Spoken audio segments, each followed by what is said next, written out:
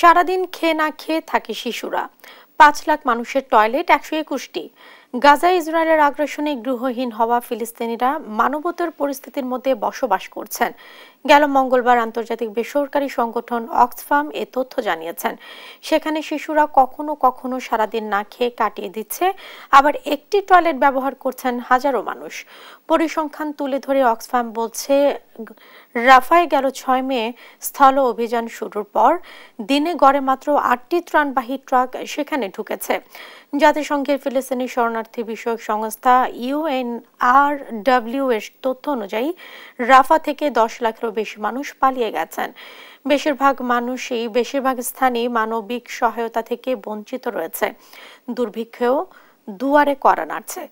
ত্রাণ সংস্থার চালানো জরিপে দেখা গেছে, গাজায় ৮৫% শিশু প্রতি ৩ দিনে অন্তত একদিন না খেয়ে কাটিয়েছে।